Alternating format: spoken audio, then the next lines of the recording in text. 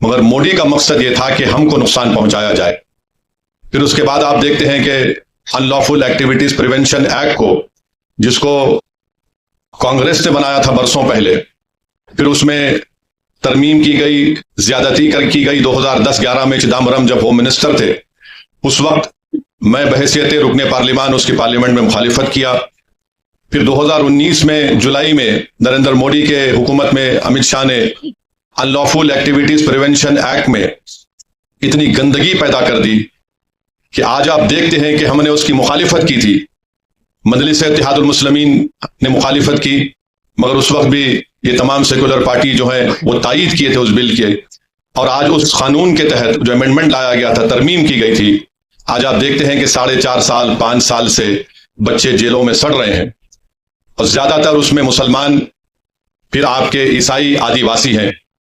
एक ईसाई 85 साल का ज़ईफ शख्स जिसको जेल में डाल दिया गया यूएपीए में, वो तड़पता रहा, पुकारता रहा कि मैं गिलास उठाकर पानी नहीं पी सकता, मुझे गिलास में, या जो जेल में गिलास होता है उसमें सिर्फ स्ट्रॉ दे दिया जाए कि मैं चूस कर पानी पी सकूं।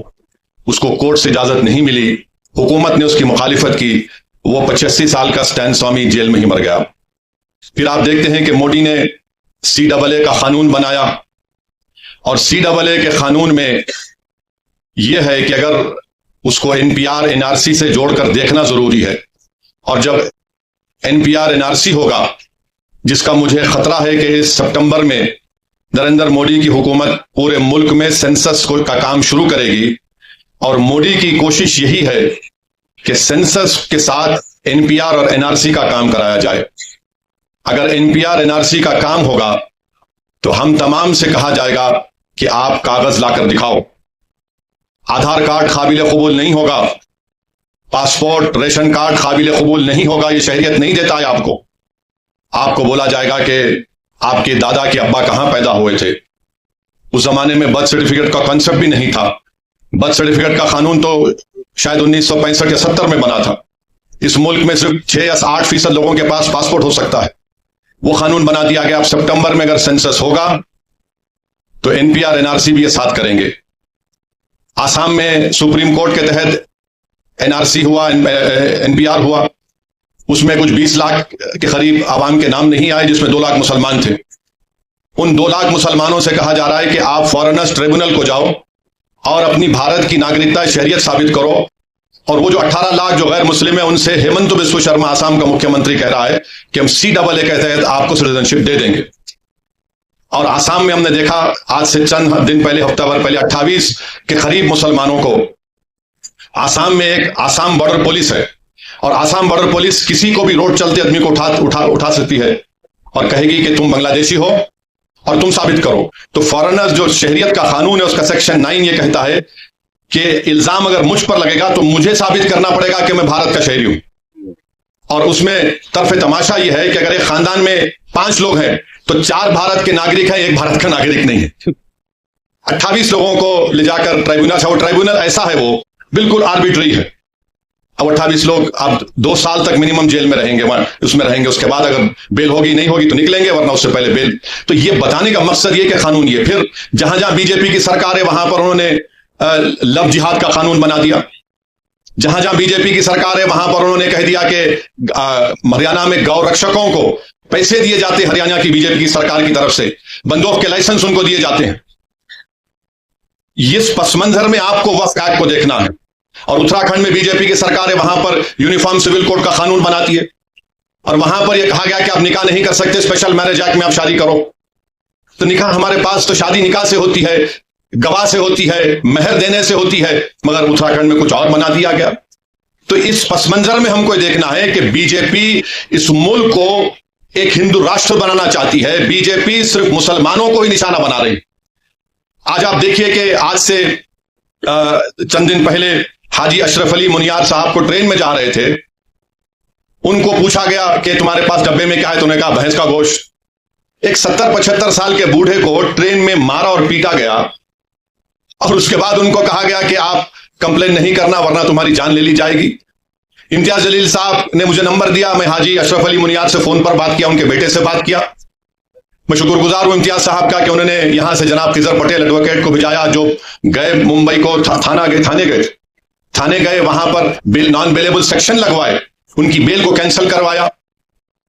फिर आप देखते हैं कि एक हरियाणा में एक वाकया हुआ, बच्चे जो है गाड़ी में जा रहे, नौजवान बच्चे कभी खाना खा के जा रहे हैं, गांव रक्षक, जिनको गांव रक्षक कहना तौहीन होगी, राक्षस कहना पड़ेगा, उन्होंने क्या किया, उन बच्चों को बोला रोको गाड़ी। तो उस गाड़ी में बैठे हुए बच्चों ने समझा कि वे हमारे कोई दोस्त हैं जिससे हमने चंद दिन पहले लड़ाई लड़ी, कहीं वो हमको रोक कर ना मारेंगे, गाड़ी भगाया उन्होंने। 30 किलोमीटर तक इन गांव राक्षसों ने उस गाड़ी का ताक़ुब किया और फायरिंग की, और फायरिंग करने में एक बच्चा की जान चली गई। और वो बच्चे की जब जान चली गई तो पुलिस उसके घर को आकर, हरियाणा की पुलिस कहती है कि देखो ये जो लोग मारे ना, ये गांव रक्षक हैं, अच्छे लोग हैं, इनसे गलती हो गई। मैं उम्मीद करता हूं कि इंशाअल्लाह ताला जिन पुलिस वालों ने कहा कि उनकी औलाद भी ऐसी मरे, और कोई आकर उनसे कहे कि मारने वाला बहुत अच्छा था, तुम्हारी औलाद मर गई। अच्छा, फिर मारने के बाद ये जालिम लोग क्या कहते हैं, हमसे बहुत बड़ी गलती हुई कि हमने अपने ब्राह्मण समाज के बच्चों को गोली मार दी। अब आप बताइए, इंसान होता है, बाद में ब्राह्मण होगा, मुसलमान होगा, नहीं होगा, कुछ भी होगा। ये कहा उन्होंने इंटरव्यू में मीडिया को, हमसे बहुत बड़ी गलती हो गई। और वो गाय रक्षकों को लाइसेंस कौन दे रही है? बीजेपी की हुकूमत। फिर अमरोहा में एक स्कूल का वीडियो है, एक 8 साल का बच्चा है, अपनी मां के साथ स्कूल गया, और उसकी मां के साथ जो लोग हैं वीडियो रिकॉर्ड कर रहे हैं। प्रिंसिपल कहता है कि तुम्हारे बच्चे को स्कूल से निकाल दिया। अम्मा बोलती क्यों निकाले? बोले ये अपने टिफिन में गोश्त लाता है और धर्म परिवर्तन कर रहा है। कोई 8 साल का बच्चा धर्म परिवर्तन कर सकता है? और प्रिंसिपल ये कहता है कि यह बच्चा बड़े होकर मंदिरों को तोड़ेगा, बम बनाएगा। अच्छा, अब तक उस प्रिंसिपल के खिलाफ कोई एफआईआर दर्ज नहीं हुआ, कोई एफआईआर दर्ज नहीं हुआ उसके खिलाफ। अब मुझे कल मालूम हुआ हमारे अमरोहा के मजलिस के यूनिट से, शमीम साहब से, कि इंक्वायरी ये कहा गया कि नहीं, ये तो झगड़ा था फीस का। अबे फीस का झगड़ा है तो तुझे क्या, तेरी क्या जरूरत कि तू मेरे बेटे को कहे कि तू बड़ा होकर जिहादी बनेगा? तेरी क्या जरूरत तू ये कहे कि गोश्त लाकर धर्म परिवर्तन 8 साल का बच्चा करेगा? 8 साल का बच्चा कोई कर सकता धर्म परिवर्तन? बताइए आप। ये नफरत पैदा कर दी गई है मुसलमानों की तरफ से, उसका जिम्मेदार नरेंद्र मोदी है। इन्होंने एक सब तमाम किया। हां, ये 2014 से पहले भी था, मगर जिस ऊंचाई पर लेकर गए इसका क्रेडिट नरेंद्र मोदी को और उनकी हुकूमत को जाता है। मेरे अजीज दोस्तों और बुजुर्गों, इस पस मंजर में आपको देखना है कि 2024 का बिल लाया गया है। ये वक्फ की जायदाद गवर्नमेंट की प्रॉपर्टी नहीं है, गवर्नमेंट ने हमको नहीं दिया, ये मुसलमानों ने वक्फ किया अल्लाह के नाम पर। अब नरेंद्र मोदी को तकलीफ क्या है? अब तो माइनॉरिटी का जो वजारत अखिलती बहबूद में मौलाना आजाद फेलोशिप थी, जिसमें 800-900 करोड़ मिलते थे, अकलियतों के बच्चे जिसमें मुसलमान, ईसाई, सिख भी शामिल है, वो पीएचडी करते थे, नरेंद्र मोदी ने उसको भी खत्म कर दिया। अब ये कह रहे हैं कि जो जायदाद हमारे बुजुर्गों ने, हमारे आबा अजदाद ने अल्लाह के नाम पे वक्फ की, हम आपसे छीन लेंगे, हम आपसे छीन लेंगे। गवर्नमेंट ने नहीं दिया हमको, ना कांग्रेस की सरकार ने, ना जनता की सरकार ने, ना यूनाइटेड फ्रंट की सरकार ने, ना एनडीए की सरकार ने, ना यूपीए की सरकार ने, नेहरू से लेकर मोदी तक किसी वजीर आजम ने हमको वक्फ की जायदाद नहीं दी। हमारी प्रॉपर्टी है, मुसलमानों की प्रॉपर्टी है, अल्लाह के नाम पर जो वक्फ कर दी गई, इसका मालिक अल्लाह है, उसको मोदी छीनना चाहते हैं। और अफसोस मुझे इस बात का होता है कि यहां पर आप देखते हैं कि महाराष्ट्र में यहां पर शिंदे की हुकूमत है, जिसमें अजीत पवार भी हैं, बीजेपी भी है, जो शिंदे के एमपी पार्लियामेंट में खड़े होकर बोले कानून बनना चाहिए। अरे तुम जरा तारीख को पढ़ लेते महाराष्ट्र की। छत्रपति शिवाजी ने अपने जमाने में हजरत पीर बाबा याकूब सरवरी को रत्नागिरी में 652 एकड़ जमीन छत्रपति शिवाजी ने दी थी। और जो छत्रपति शिवाजी को का नाम लेकर अपनी सियासी रोटी सेकते हैं, तुम वक्फ की बिल की मुखालिफत कर रहे हो। 652 एकड़ छत्रपति शिवाजी ने हजरत पीर बाबा याकूब सरवरी को रत्नागिरी में दी।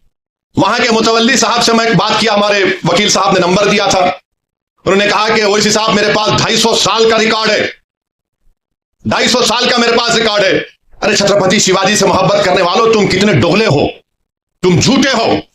अगर तुमको छत्रपति शिवाजी से मोहब्बत होती तो तुम मोदी के वक्फ के कानून की मुखालिफत करते, मगर तुमने सिर्फ अपने मफाद के लिए, अपनी सियासी रोटी को सेकने के लिए और अपने मुसलमानों से नफरत के लिए आपने यह काम किया।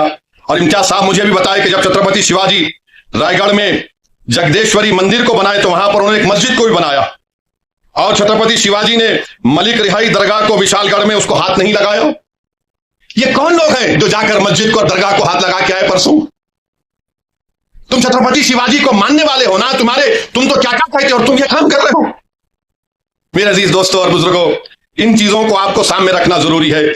और ये आप जानते हैं मुझसे बेहतर कि महाराष्ट्र में इम्तियाज साहब ने रिकॉर्ड दिया कि 53,411 हेक्टेयर जमीन वक्फ की है महाराष्ट्र में। 53,411 हेक्टेयर, जिसमें से औरंगाबाद में 4,099 हेक्टेयर है। तो ये पूरी जमीन नरेंद्र मोदी छीनना चाहते हैं, याद रखिए मेरी इस बात को। और कैसे छीनना चाहते हैं? उन्होंने कानून बनाया।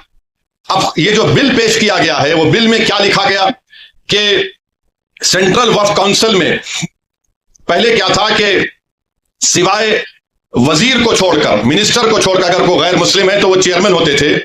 उसमें बनते थे 3 मुस्लिम ऑर्गेनाइजेशन से, 4 जो बड़े मशहूर है मुल्क के member, 3 member of parliament, 1 Waqf board का मेंबर, 2 रिटायर्ड जज सुप्रीम कोर्ट का, हाई कोर्ट का, 1 वकील जो पूरा मशहूर हो, और 1 मुतवल्ली से, और 3 आलिम दीन होना चाहिए।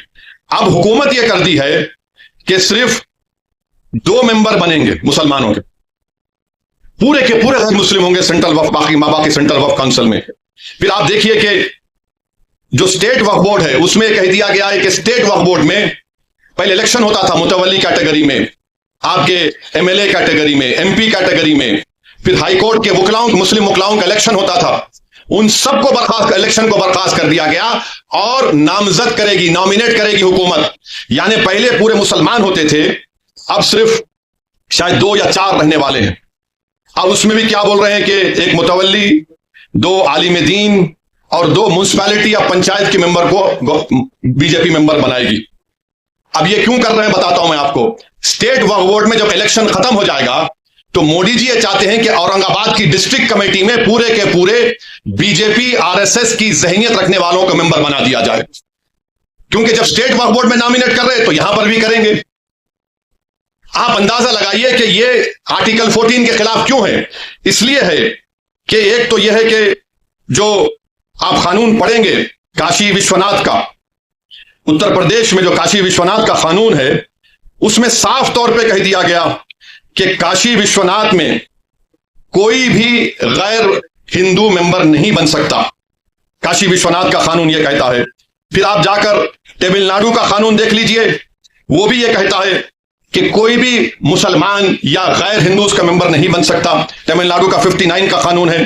फिर आप आंध्र प्रदेश का सेक्शन 32, उसमें कहा गया है commissioner, additional commissioner, joint commissioner, बल्कि कोई काम करने वाला भी गैर हिंदू नहीं हो सकता। कर्नाटका का 97 का कानून यह कहता है कि कोई गैर हिंदू मेंबर नहीं बन सकता। ओडिशा का कानून सेक्शन 5 कहता है कि हिंदू ही बनेगा। अच्छा, इन तमाम उत्तर प्रदेश, ओडिशा, कर्नाटका, तमिलनाडु, तेलंगाना, आंध्रा, ओडिशा ये कहता है कि अगर वो हिंदू मजहब को छोड़ता है तो मेंबर नहीं रह सकता हो। अब यहां पर हमारे वक्फ बोर्ड में आप आकर कह रहे हैं कि गैर मुस्लिम भी सेंट्रल वक्फ बोर्ड में बन सकता है। फिर एक झारखंड में एक बहुत बड़ी मंदिर है, वो पूरे मुल्क में 12 ज्योतिर्लिंग में उसका शुमार होता है। ये बीजेपी के लोग बड़ी बड़ी बातें करते हैं, इनको हम अपनी दलील से इनको हम झूठा साबित करते हैं। और वो क्या कानून है आपको बताना चाह रहा हूं कि वो कानून है बाबा बैद्यनाथ धाम। ये उसका 2015 का कानून है। सेक्शन 3 के तहत चीफ मिनिस्टर सब बनते हैं। और उसी कानून में यह कहा गया, एक कंटिजेंसी रखी गई कि if the chairman or any of the other members mentioned in section 3(2) or in section 21 B not a Hindu, the state government may nominate any eminent person professing Hindu religion. अरे आप झारखंड के बाबा बैद्यनाथ धाम का कानून यह बनाते और कंटिजेंसी रखते हैं कि अगर कोई उस मंदिर के इलाके का कोई एमपी मुसलमान बन गया तो आप अपने आप को ताकत दे रहे हैं कि वो नहीं, हम किसी हिंदू को बना सकते हैं, यह सेक्शन में कहा गया। अच्छा, फिर आपके महाराष्ट्र में पंढरपुर की मंदिर है ना, पंढरपुर की मंदिर में सेक्शन 22 सच कहता है कि डिस्क्वालीफाई वो शख्स होगा जो हिंदू नहीं होगा। पंढरपुर की टेम्पल एक्ट कहता है 73 का सेक्शन 22H, निसार साहब जानते हैं, आप नहीं बना सकते किसी गैर हिंदू को। हमारे ऊपर क्यों कर रहे हैं आप ये? इसलिए कर रहे हैं ताकि पूरी जायदादों को छीन लिया जाए। जो 72,000 हेक्टर जमीन महाराष्ट्र में है, जब इनके चमचे आके बैठेंगे तो वो तो बादशाह सलामत जिंदाबाद के नारे लगाएंगे ना। और बीजेपी वाले बोलते मोदी है तो मुमकिन है, यकीनन मुमकिन है पूरी जायदाद को हड़प कर लेना। और बार बार आरएसएस वाले बोलते अरे भाई ये बताओ कि ये कुरान में लफ्ज वफ कहां पे आया। अरे आरएसएस वालों, दीन हम सीखेंगे उलमाओं के पैरों के पास बैठकर, तुम्हारी गंदी जबानों से हमको दीन सीखने की जरूरत नहीं। अरे अगर आपको पढ़ना है, उलमा इकराम की मौजूदगी में कह रहा हूं कि आप देख लीजिए कि 73 मरतबा कुरान करीम में लफ्ज इन्फाक का इस्तेमाल हुआ। और फिर आप ये भी जानते हैं कि ये जो एक अरबी के आलिम दीन ने मुझे बताया कि लफ्ज वफ जो है ये अरबी का एक वर्ड है वखाफा, उससे आता है। अभी बीजेपी वाले बोल रहे नहीं, कहां है बताओ। कुरान करीम में सुवर का भी जिक्र है। मेरे अजीज दोस्तों और बुजुर्गों, फिर अभी आपने सुना कि इसके बाद ये लोग क्या करना चाहते हैं, वक्फ ब यूजर। सबसे पहले यहां पर हमारे बोली समाज के भी जिम्मेदार हैं, मैं इनको शुक्रगुजार हूं। हमारे शिया लोग भी हैं, अहले सुन्नत के भी हैं, देवबंदी भी हैं, बरेलवी भी हैं, जमात इस्लामी के भी।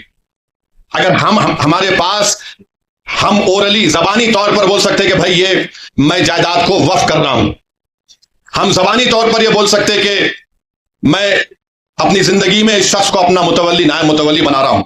और हमारे कानून में section 123 of transfer of property act में उसको कबूल किया जाता है। हिबा को मोदी जी कह रहे हैं कि ओरल तरीके से अगर आप बोलेंगे मैं वक्फ कर रहा हूं, कबूल कबूल नहीं है। आप कौन हो कि हमारी शरीयत में मदाखलत करने वाले। 123 ट्रांसफर ऑफ प्रॉपर्टी एक्ट में हमको इजाजत है कि हम अपनी प्रॉपर्टी को दे सकें।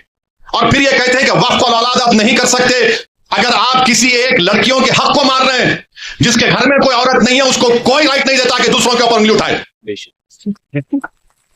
आप अंदाजा लगाइए कि कानून ये कहता है कि मैं अपनी औलाद को गिफ्ट कर सकता हूं, चाहे हिंदू हो या मुसलमान हो।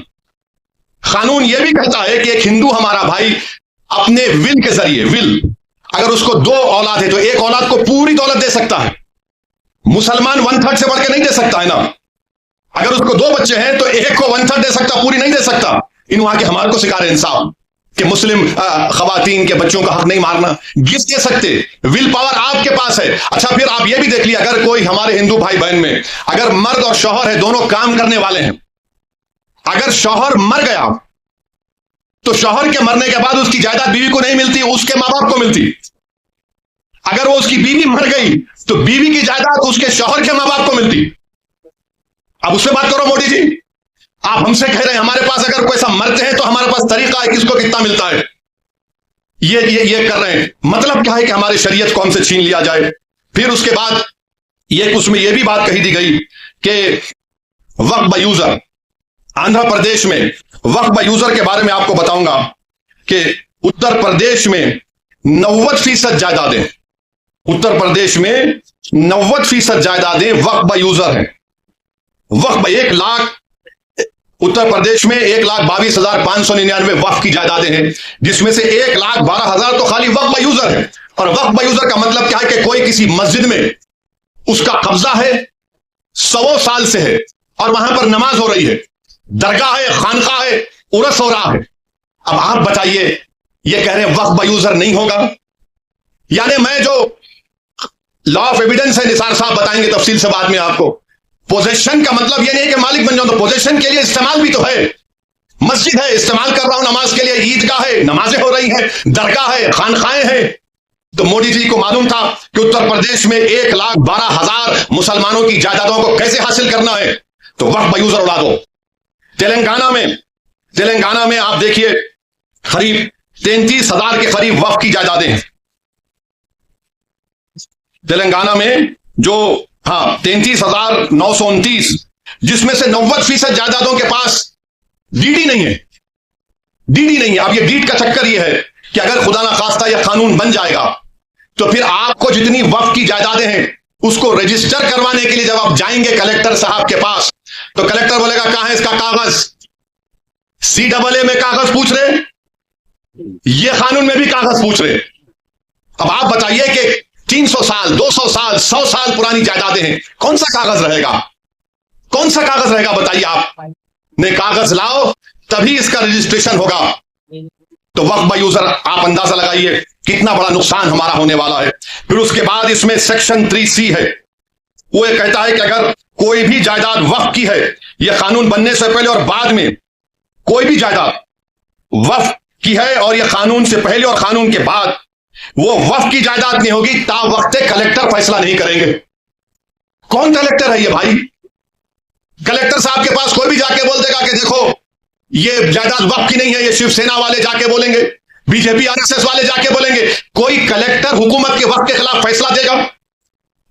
कोई जाके उसको वो तो कलेक्टर साहब सोचेंगे अरे भाई मेरे को तरक्की करना है। और कानून ये कहता है कि कोई भी अपने ही मामले में जज नहीं बन सकता। अपने ही केस में जज कैसा बनेगा कलेक्टर, जिसको लैटिन में बोलते न्यूमो जुडिस इन कॉजा सुआए। अच्छा, फिर कलेक्टर जब इंक्वायरी, अगर आप जाके कलेक्टर को ही पावर दे दिया कि कलेक्टर को जाकर कोई बोल देगा कि साहब ये इम्तियाज जलील का घर जो है ना वो वक्फ, या फिर किसी का मस्जिद बोले ये वक्फ बोल नहीं है, तो कलेक्टर साहब क्या करेंगे? ठीक है मैं इंक्वायरी ऑर्डर करता हूं। अच्छा, उसमें लव का इस्तेमाल हुआ कानून में कि कलेक्टर जिस तरह चाहे उसका इंक्वायरी का तरीकेकार अपनाएंगे। बाप की जागीर है कलेक्टर की कि जो चाहे तरीकेकार अपनाएंगे। और फिर दूसरा उसमें सुनिए, दूसरा उसमें बोलते कि कोई टाइम लिमिट नहीं, कलेक्टर साहब जब दिल में आया इंक्वायरी करेंगे, जब दिल में आया नहीं करेंगे। और तरफे तमाशा यह है कि जब तक कलेक्टर की इंक्वायरी मुकम्मल नहीं होती वो जायदाद वक्फ की नहीं रहेंगी। यानी मेरी मस्जिद है और मस्जिद को कलेक्टर बोलेगा मैं इंक्वायरी कर रहा हूं, तुम्हारे खिलाफ कंप्लेंट आई तो नमाज नहीं पढ़ना, तुम्हारी दरगाह है तुम फातिहा नहीं करना, तुम्हारा मदरसा है तुम नहीं तालीम दिलाना, मैं इंक्वायरी कर रहा हूं। अब इंक्वायरी सुबह कयामत तक चलेगी, आप तो महरूम हो गए। यह कानून में लिखा गया है, याद रखिए। सेक्शन 3C आपको कह रहा हूं। अब यह सेक्शन 3 का मतलब क्या है कि दिल्ली में 316 जायदादों पर गवर्नमेंट का कब्जा, राजस्थान में 60, कर्नाटका में 40, मध्य प्रदेश में 50, यूपी में 60, उड़ीसा में 55। और सच्चर कमेटी में कहा गया कि दिल्ली के जो 123 जायदादें जो हुकूमत नहीं दी मुसलमानों को, 2007 में सच्चर कमेटी में कहा गया कि उसकी कीमत 7,000 करोड़ थी। 7,000 करोड़ कीमत थी उसकी। आज हम 2024 में आ गए। कौन वक्फ को छीन रहा है? नरेंद्र मोदी दुनिया का सबसे बड़ा झूठा है और जालिम है। आप कब्जा करके बैठे, 84 से कब्जा करके बैठे, बल्कि उससे पहले से। और 7,000 करोड़ की जायदाद, यानी कलेक्टर साहब जैसा कानून बनेगा, कलेक्टर साहब बोल देंगे नो नथिंग डूइंग। ये 123 प्रॉपर्टीज जो 2007 में 7,000 करोड़ की थी, आज 2024 में शायद कम से कम 20,000 करोड़ की हो सकती है। मोदी जी बोलेंगे नहीं नहीं भाइयों बहनों, मैं तुम्हारा भाई हूं, 20,000 करोड़ दे दो तुम मेरे को। अरे आप अंदाजा लगाइए, सेक्शन 3C को निकाल कर ये कह रहे हैं। और फिर आप ये भी जानते हैं कि जब कलेक्टर बैठेगा, आर्कियोलॉजिकल सर्वे ऑफ इंडिया आसार कदीमा में दिल्ली में 172 प्रॉपर्टीज पर आसार कदीमा कब्जा करके बैठा है। जैसा ये कानून बनेगा उसमें कब्रस्तान भी है, उसमें मस्जिद भी है, ईदगाह भी है, जमीनात है। एसआई बोलेगा हम मालिक तुम आउट। आपका यहां पर महाराष्ट्र में है, अहमदनगर में है, औरंगाबाद में आसार कदीमा के है। और आसार कदीमा के लोग बोलते, मोदी की तरफ से बोलते नहीं नहीं हम कैसा बचाएंगे। आसार कदीमा के कानून में शेड्यूल 6 है, लिविंग मॉन्यूमेंट है, जिंदा मॉन्यूमेंट है। बोलते नहीं नहीं आप लोग वहां पर वो मस्जिद में मदरसा खोलिए। अरे दीवाने, तुम्हारा आसार कदीमा का जो कानून का सेक्शन 16(1) ये कहता है कि रिलीजियस कैरेक्टर को नहीं बदला जा सकता। रिलीजियस कैरेक्टर को नहीं बदला जा सकता। वो कानून ये भी कहता है कि अगर गवर्नमेंट एक्वायर भी कर ले उस प्रॉपर्टी को, तब भी रिलीजियस कैरेक्टर नहीं बदला जा सकता। ये आसार कदीमा के लोग ये हिंदुत्व के इशारे पर नाचने वाली कठपुतली है लोग। दौलताबाद खेड़े की मस्जिद को क्या किया था बोलूं अभी मैं? आजादी मिलने के 1 साल के बाद क्या नाम दिया तुमने उस जगह का? 16 कि उसके रिलीजियस कैरेक्टर को नहीं बदल सकते। मकसद एक ही है। देखिए गवर्नमेंट का डेफिनेशन निसार साहब बढ़ा दिया गया। गवर्नमेंट का डेफिनेशन में बढ़ा दिया गया तो ऐसा ही गवर्नमेंट हो गई।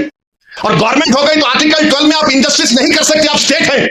आप आर्टिकल 25, 26 का वायलेशन नहीं कर सकते। मगर यह कानून ऐसे बनाया जा रहा है कि एक तरफ जमीन खींचो, मस्जिदों को छीन लो, दरगाहों को खाली कर दो, खानखाहों को बर्बाद कर दो, और आसार कदीमा में जितने मसाजिद हैं उसको छीन लिया जाए। और रिलीजियस कैरेक्टर मस्जिद है तो मस्जिद में मदरसा है। नहीं आप वहां वजू खाना बना लिए तो मैं कहां जाके वजू करके आऊंगा? मस्जिद ना नमाज हो रही है। तो इनका मकसद यही है कि एएसआई के कानून को, एएसआई के जरिए से ये तमाम जायदादें हमसे छीन ली जाए। एएसआई के कानून को सेक्शन 5, सेक्शन 6, सेक्शन 8 आप पढ़िए, आपको मालूम हो जाएगा। फिर वहीं पर आप देखिए, अगर आपको ये एक और उसमें बिल में लाए कि जैसा वक्त कानून बन गया खुदा ना खास्ता, ये तो 6 महीने में सब रजिस्टर कराना। अच्छा, औरंगाबाद में जितनी प्रॉपर्टी आपकी, आप बोले ठीक है भाई अब कानून बन गया, हम जाके इसको पोर्टल पे चढ़ाएंगे। कोई आरएसएस का आदमी जाकर कलेक्टर को बोलेगा नहीं ये मौलाना का मदरसा वक्फ का नहीं है, कलेक्टर साहब बोल दिए रोक दो, नहीं करना इंक्वायरी। अब इंक्वायरी चले, अब तक गया वो सेक्शन 4 में, सेक्शन 3 भी उसका कहता है। फिर कलेक्टर की रिपोर्ट, कलेक्टर साहब लिख के बोल सकते मेरे को तुम्हारा चेहरा पसंद नहीं आया, तुम ये मस्जिद पे खड़े थे, मैं इंक्वायरी ऑर्डर कर रहा हूं। ये सेक्शन 36(7) कह रहा हूं। रजिस्ट्रेशन 36(f) में जो रजिस्ट्रेशन का कानून लगाया गया, अब स्टैंप एंड ड्यूटी पे लगाना पड़ेगा आपको, यानी आप वक्फ कर ही नहीं सकते। फिर सीओ है, चीफ एग्जीक्यूटिव ऑफिसर, हमेशा मुसलमान होता है, तो आप उसको करेंगे। और सेक्शन 40 में एक सीओ को इख्तियार, अगर आप वो देखें कि किसी कब्रिस्तान पर वहां पर जायदाद बना रहे हैं तो सीओ जाकर रोक सकता है, उसको बोलता है वक्फ है। कोई जाकर मस्जिद को तोड़ रहा है तो सेक्शन 40 में सीओ रोक सकता है। मोदी ने कहा कि नहीं नहीं, ये सेक्शन 40 में मैं निकाल देता हूं, सीओ कुछ नहीं करेगा, ये इस कानून में बात कही गई। अब फिर वक्फ की जायदाद को बचा रहे हैं बीजेपी वाले, बोलते नंबर ही झूठे हैं। मौजूदा कानून ये कहता है सेक्शन 52 में, अगर कोई वक्फ की जायदाद को चोरी करता है, जायदाद को बेचता है, तो 2 साल कैद बामुशक्कत सजा है, 2 years rigorous imprisonment. Modi ji फजीलतुल Sheikh हैं, हजरत मौलाना है, हजरत इबलीस की तालीम याफ्ता मदरसे के तालिब इल्म में गोल्ड मेडल मिला उनको। उन्होंने कह दिया कि 2 साल रिगरस इंप्रिजनमेंट नहीं, 1 year सिंपल इंप्रिजनमेंट। 2 साल कैद बामुशक्कत की जगह 1 साल। पहले नॉन अवेलेबल था, मोदी जी बोले जेलों को खाली कर दूंगा, वक्फ को लूटो, आप अवेलेबल कर दिए। पहले जुडिशियल मजिस्ट्रेट के पास, फर्स्ट एमएम के पास, बोले नहीं नहीं जरूरत ही नहीं है, मैं हूं तो मुमकिन है, ये काम कर दिए। फिर उसके बाद आप देखते हैं कि लिमिटेशन का कानून क्या है कि अगर आप किसी की जमीन पर 12 साल 12 साल आप काबिज है तो आप ओनर बन जाते। वक्फ के कानून में नहीं है, आप 11 साल रहो, 100 साल रहो, 200 साल रहो। इसीलिए रत्नागिरी में वो जो मुतवल्ली जिसको छत्रपति शिवाजी ने जायदाद दी थी, वो 250 साल से वगैरह के कागजात। अब अगर लिमिटेशन निकल जाएगा तो वो 250 एकड़ पर, बल्कि 652 एकड़ पर जो लोग काबिज है वो सब मालिक बन जाएंगे। मोदी जानते हैं कि पंजाब में कई ऐसी जायदादें हैं जो खाली पड़ी हुई है, तो मोदी जी बोले कि एक मीटिंग में मोदी बोले मैं ड्रोन भिजा के मालूम कर लेता हूं, जाके देखो गूगल पे आप। तो शायद नरेंद्र मोदी ने ड्रोन भेजा होगा पंजाब को और रत्नागिरी को, देखा कि अरे हाँ यहां पर फायदा है। मेरे भाई लिमिटेशन का जो मामला है, हिंदू एंडोमेंट बोर्ड में लिमिटेशन का सेम कानून है। अगर कोई हिंदू मंदिर की जायदाद पर 50 साल से भी काबिज है तो काबिज है, वो मालिक नहीं बनता। मोदी कह रहे हैं तू काबिज है, मैं तुझे मालिक बनाऊंगा, ये इस कानून में लाया गया है। और फिर उसके बाद आप देखते हैं कि ऐसी ट्राइब्यूनल का मामला है। ट्राइब्यूनल जो है, वक्फ का एक ट्राइब्यूनल होता है। अगर कोई हिंदू भाई ये कहे, मिसाल के तौर पर समझा रहा हूं, कि अगर औरंगाबाद में एक जायदाद को वक्फ कर दिया गया, तो कैसे वक्फ होती है? गवर्नमेंट का एक सर्वे कमिश्नर होता है, गवर्नमेंट का, महाराष्ट्र सरकार का। वो सर्वे कमिश्नर जाकर देखता है कि भाई ये वाकई में जो वाकिफ है उसकी जायदाद है नहीं। वो जब मुतमईन हो जाता, सर्वे कमिश्नर महाराष्ट्र की सरकार को लेटर लिखता है कि इसका मालिक फुला शख्स है, इसको वक्फ किया जा सकता है। महाराष्ट्र की सरकार गजीट इशू करती है और उस गजीट का मुखालिफत मुसलमान 1 साल तक कर सकता है और गैर मुस्लिम कभी भी कर सकता है। अब उसके बाद वो ट्राइब्यूनल को गया। ट्राइब्यूनल में जैसा कि निसार साहब ने बताया कि यहां का डिस्ट्रिक्ट सीनियर जज ट्राइब्यूनल का जज होता है, एक शख्स जिसको इल्म मालूम, उनका तखर्रुर, और एक गवर्नमेंट की तरफ से। अब मोदी जी बोले कि नहीं नहीं नहीं, ये ट्राइब्यूनल का फैसला फाइनल कैसे होगा? फाइनल नहीं हो सकता है। और मोदी जी ने क्या किया? रिटायर्ड डिस्ट्रिक्ट जज और एक रिटायर्ड गवर्नमेंट एम्प्लॉय वो तय करेगा। मेरे भाई, जब आप रेलवेज का ट्राइब्यूनल है, आरसीटी, एनजीटी, एयरपोर्ट का AAAT, national waters dispute tribunal NBWDT, national consumer dispute redressal commission, income tax appellate tribunal, national company law tribunal, appellate tribunal for electricity, intellectual property appellate board, CAT, competition appellate tribunal, arm forces date recovery tribunal, securities appellate tribunal, telecom dispute settlement appellate tribunal. ये सब final है, ये सब final है। और RSS वाले झूठे हैं, बीजेपी वाले झूठे हैं, शिंदे वाले झूठे हैं, कह रहे हैं कि नहीं ये फाइनल कैसे होगा, अपील नहीं होगी। अरे दीवाने, रिवीजन पिटीशन डाला जाता है। ये तमाम 15 ट्राइब्यूनल का डिसीजन फाइनल है। इसके खिलाफ हाई कोर्ट में जब जाते हैं तो रिवीजन जाता है। लाखों करोड़ों केसेस कोर्ट में पेंडिंग है, ट्राइब्यूनल से जल्द फैसला होता है। नरेंद्र मोदी जी बोले नहीं, ट्राइब्यूनल फाइनल नहीं होगा, रिवीजन नहीं, अपील, माने फिर अपील सुनना हाई कोर्ट। अच्छा, उसमें हैरत अंगेज बात देखिए, अब ट्राइब्यूनल में केस चलता है। मोदी जी ने कह दिया कि अगर महाराष्ट्र की सरकार या कानून बनने के बाद ट्राइब्यूनल नहीं बनाती है तो डायरेक्ट हाईकोर्ट चले जाना। अगर ट्राइब्यूनल बनाती है, नहीं बनाती है, तो मोदी महाराष्ट्र की सरकार बोलेगा हिंदू एंडोमेंट ट्राइब्यूनल के पास चले जाओ या किसी और ट्राइब्यूनल के पास चले जाओ। अगर दो लोग हैं, एक बैठ गए तो उन्हें सुन ले सकते हैं। अभी निसार साहब बता रहे थे दोनों में झगड़ा हो गया तो क्या होगा, उसका भी कोई प्रोविजन नहीं। यानी अगर आप देखेंगे तो हर तरीके से, हर जाविये से आप देख रहे हैं कि जायदाद को मुसलमानों से छीन लिया जाए। अच्छा, जितने मुतवल्ली हैं, सेक्शन 61 में अगर कलेक्टर मुतवल्ली साहब को लगे मुतवल्ली ये दरगाह और मस्जिद को बोल दो तुम्हारी नहीं है, लिख कर जल्दी। अब मुतवल्ली साहब अगर दरगाह और मस्जिद को लिखकर नहीं दिए कि मस्जिद और दरगाह नहीं है, तो कलेक्टर उनको 6 महीने की सजा दे सकता है और 20,000 जुर्माना उन पर लगा सकता है। अब आप बताइए वक्फ कहां बचता है इसमें? अरे बीजेपी, आरएसएस, शिंदे वालों, ये जायदाद गवर्नमेंट की नहीं है, हमारे पुरखों की है, हमारे आबाद की है, प्रॉपर्टी है, तुम कैसा इसमें गलत कर सकते हो? मकसद एक ही है कि मुसलमानों से वक्फ को छीन लिया जाए। और मुझे आखिर में सिर्फ इतना कहना है कि मुझे मौलाना खालिद सैफुल्लाह रहमानी साहब दामन बरकातहू के अल्फाज याद आ रहे हैं। उन्होंने कहा कि वक्फ की जायदाद एक इबादत है, एक इबादत है, वो हमको हमारी इबादत से महरूम कर दे रहे आप। दरगाह सलीम चिश्ती है, बाज ऐसे रंग बिरंगी कपड़े पहनकर मोदी के पैर छूने वालों, तुम्हारे बाप दादा की खबरों को जब छीन लिया जाएगा तुमको अंदाजा होगा। तुम जब चमचागिरी कर रहे हो नरेंद्र मोदी की जाकर, बड़े बड़े आस्थानों के तुम वाबस्ता हो रहे, याद रखो, बड़े बड़े आस्थानों से वाबस्ता होने की बुनियाद पर तुम बड़े नहीं होते, अल्लाह का और उसके हक से तुमको बड़ा बनाती। वहां जाकर बोले नहीं ऐसा नहीं है, अरे तुम्हारे बाप का है ये वक्त, तुम्हारे बाप का है ये अल्लाह के नाम पर किया गया वक्त, इसका मालिक अल्लाह है, सुबह कयामत तक इसका मालिक अल्लाह रहेगा। मगर ये लोग जाकर चापलूसी कर रहे हैं, चमचागिरी कर रहे हैं। तो मेरे अजीज दोस्तों और बुजुर्गों, ये चीजों को देखकर मेरी आपसे दबन गुजारिश है कि आप लोग all India Muslim personal board ने जो फैसला लिया है कि आप इस कानून के खिलाफ आप लोग QR कोड के जरिए या अपने लेटर के जरिए या ईमेल के जरिए आप ज्वाइंट वर्किंग कमेटी को भिजाइए, अपना प्रोटेस्ट लॉन्च करिए। 15 सितंबर तक आखिरी तारीख है, या तो अंग्रेजी में होगा या हिंदी में होगा। मेरी आपसे गुजारिश है कि इसका आगे बढ़कर हिस्सा लीजिए। याद रखो मुसलमानों, हमने एक मस्जिद को खो दिया, तुम और कितनी मस्जिदों को खोने के लिए तैयार हो? एक मस्जिद को हमने खो दिया, याद रखो अगर ये खुदा ना खास्ता कानून बनेगा तो सिर्फ काशी मथुरा नहीं, कोई मस्जिद नहीं बचेगी भारत में जो झगड़े शुरू हो जाएंगे। मस्जिदों को बंद कर दिया जाएगा, कलेक्टर बोलेगा नहीं मस्जिद नहीं है, खानखाहों को, दरगाहों को बंद कर दिया जाएगा। इस तरह का गंदा कानून नरेंद्र मोदी बना रहे हैं। और अजीत पवार का मैंने एक इंटरव्यू पढ़ा अखबार में, उन्होंने कहा कि हम महाराष्ट्र के विकास के लिए मोदी का साथ दे रहे हैं, सेकुलरिज्म पर हम कॉम्प्रोमाइज नहीं करें। तो अजीत पवार, अगर सेकुलरिज्म तुम में जिंदा है तो तुम खुलकर इसकी मुखालिफत करो, बोलो तुम मोदी को कानून गलत है। जो छत्रपति शिवाजी को मानने वाले हैं, क्या तुम भूल गए कि छत्रपति शिवाजी ने रत्नागिरी में उस दरगाह को 652 एकड़ जमीन दी थी? ये कौन सी तुम्हारी मोहब्बत है? ये हमारी जमीन है, हमारी जायदाद है, अल्लाह के नाम पर इसका मालिक अल्लाह है। तुम हमसे छीन सकते हो, तुम्हारा दिल नहीं बोला छेड़ी सकते, तुम्हारा दिल नहीं बोला दिल्ली की सरकार हमारा खून क्यों नहीं, तुम्हारा दिल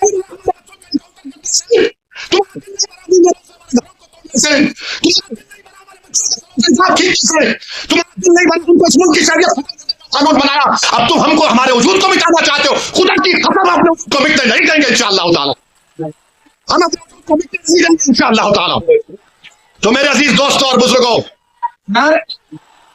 मेरे अजीज दोस्तों और बुजुर्गों, मेरी आपसे दबन गुजारिश है कि महाराष्ट्र के असेंबली इंतखाबात आने वाले हैं। मैं आपसे अपील कर रहा हूं, जो लोग वक्फ की जायदादों को बर्बाद करने आ रहे हैं, आप और हम मिलकर उनको इंशाअल्लाह बर्बाद कर देंगे सियासी तौर पर। मेरी आपसे अपील है कि मैं यकीनन कह रहा हूं कि इस महाराष्ट्र की विधानसभा में आपको इम्तियाज जलील को और मंजलिस के नुमाइंदों को भिजाना जरूरी है। तुम्हारी आवाज हो, अगर तुम्हारी आवाज नहीं होगी तो कौन आवाज उठाएगा? तुम नहीं देखते पार्लियामेंट में क्या हो रहा है, तुम नहीं देखते पार्लियामेंट में कौन पुकार रहा है दीवानों की तरह? क्या तुमको नजर नहीं आ रहा कि किसके कलेजे में, सीने में किसकी आंखों है जो दिख रहा है कि बर्बादी का सपूत मेरे आंखों के सामने बनाया जा रहा है? कौन होगी तुम्हारी आवाज को? छोड़ो इन चीजों को, कभी अपनों को भी तो अपनाओ, कभी अपनों को तो समझो। जो तुम्हारे लिए दिनों रात मेहनत कर रहे हैं उनकी आवाज बनाकर भिजाओ। यकीनन हराना है इंशाअल्लाह ताला, इन लोगों को हराएंगे इंशाअल्लाह ताला। मगर हराने का मतलब ये नहीं है कि तुम अपनी आवाज का डर छोड़ दो। तुम अपनी आवाज का डर छोड़ दूसरों के सर पर ताज रख सकते हो? मुझे बताओ, ये तो नहीं हो सकता मेरे भाई। तो मेरी आपसे गुजारिश है कि इस बात पर भी आप गौर करिए। हम लड़ रहे हैं और लड़ते रहेंगे इंशाअल्लाह ताला। और अगर मोदी यह कानून बनाते हैं, तो जैसा कि पर्सनल लॉ बोर्ड ने फैसला लिया कि अगर एहतजाज होगा मोदी जी तो आप हमारे वजूद को मिटाना चाह रहे हैं, बेहतर यह है कि मैं रोड पर आकर अपने आप को खत्म कर लूं, मगर अपने घर में बैठकर अपनी जायदादों को छीनना नहीं देख सकता जो अल्लाह उसका मालिक है। मैं घर में नहीं दे सकता कि जिसका मालिक अल्लाह है उसको जायदाद को छीन लिया जाए। यह हुकूमत की जिम्मेदारी होगी। आपको अगर कानून बनाना है तो रोजगार दो, कानून बनाना है तो महिलाओं को बचाओ। अरे कैसा हमारा मुल्क हो चुका है कि उज्जैन में बीच सड़क पर फुटपाथ पर एक जालिम शैतान एक खातून की अस्मत रेजी कर रहा। ये कैसा हमारा देश हो गया है? ये गांधी का मुल्क, ये आजाद का मुल्क, अम्बेडकर का मुल्क, कि वो उसका वीडियो निकाल रहा है अस्मत रेजी का। ये कैसा हमारा वतन हो गया है जब हमने अंग्रेजों से खंदा मिलाकर जलियांवाला बाग में अपनी जानों को दे दिया। हमने काला पानी की सजाएं हमारे हिंदू भाइयों के साथ काटी। आज एक अशरफ मुनियार को ट्रेन के डब्बे में पीटा जाता है तो कोई उफ नहीं बोलने तैयार, बचाने को छोड़ो कोई उफ बोलने के लिए तैयार नहीं है। याद रखो, जब आप अपनी लड़ाई नहीं लड़ेंगे कोई तुम्हारी लड़ाई नहीं लड़ेगा। तुम्हारी लड़ाई तुमको लड़ना पड़ेगा। तुम 70 साल से सोच सोच कर धोखा खा चुके हो कि कोई और हमारी लड़ाई लड़ेगा। नहीं मेरे भाई, तारीख में अगर नाम लिखा जाना है तो ये वक्त है अपनी लड़ाई लड़ने का। यही वक्त है अपने वोट से अपने नुमाइंदों को औरंगाबाद से भिजाने का। तो मेरी आप तमाम से गुजारिश है कि आप पर्सनल लॉ बोर्ड ने जो सामने बात कही है, आप ज्वाइंट वर्किंग कमेटी को अपने एतराजात, अपना प्रोटेस्ट ईमेल और पोस्ट के जरिए भिजाइए। 15 सितंबर आखिरी तारीख है और अल्लाह से कसरत से दुआ करिए कि परवरदिगार तू हमको जिंदा रख कर नजारे मत दिखा कि हमारी जमीनें जिसका तू मालिक हमसे छीन ली जाए। अल्लाह से हम गिड़गिड़ा कर सरबलसूद हुए, से गिड़गिड़ा कर भीख मांगे, इत्तेहाद पैदा करिए। यह कानून ना जो बंदियों के मफाद में है, ना बरेलवियों के मफाद में है, ना अहले हदीस के मफाद में है, ना बोरी समाज के मफाद में है, ना अथना शरी शिया के मफाद में है, ना आगा खानी शियाओं के हक में है, किसी के हक में नहीं है। यह सिर्फ और सिर्फ मोदी जायदादों को छीनने के लिए कानून बना रहे हैं। अल्लाह इन जायदादों की हिफाजत करे, अल्लाह हमको इतनी इत्तेहाद पैदा करे कि मुत्तहदा तौर पर इस कानून को रोके और अल्लाह सुब्हानहू व तआला इन ऐसे हुकूमतों को, ऐसे पार्टियों को अल्लाह सियासी तौर पर इंतखाबात में इनको शिकस्त दे, बदतरीन शिकस्त दे। वाखिर दावाना अल्हम्दुलिल्लाहि रब्बिल आलमीन। जज़ाकल्लाह खैरन कसीरा भाई, आप तशरीफ रखें। किसी के जहन में अगर कोई सवाल इस कवानीन से लेकर है, कवानीन के मुतालिक अगर कुछ सवालात है तो इंशाअल्लाह सदर मोहतरम उसके जवाब देंगे। भाई तमाम अहबाब अपनी अपनी जगहों पर बैठ जाए। अभी क्वेश्चन एंड आंसर सेशन होगा। किसी को इस कानून के मुतालिक कुछ चीजें समझनी है तो इंशाअल्लाह सदर मोहतरम उसका जवाब देंगे। आप लोग बैठ जाए।